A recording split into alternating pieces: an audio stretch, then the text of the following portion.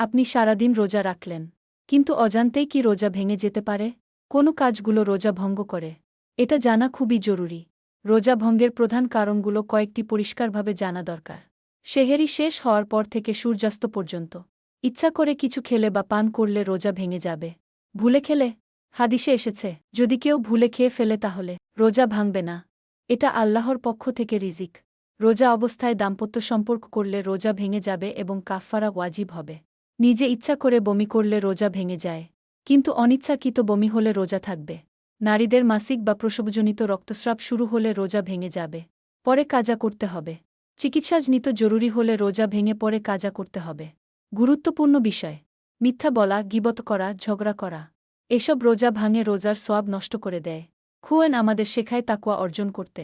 তাই রোজা শুধু পেটের না, চরিত্রেরও।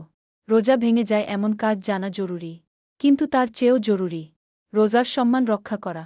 এই রমজানে সচেতন হন, সঠিক জ্ঞান নিয়ে রোজা রাখুন। আগামী পর্বে থাকছে রোজা কবুল হওয়ার শর্ত কী?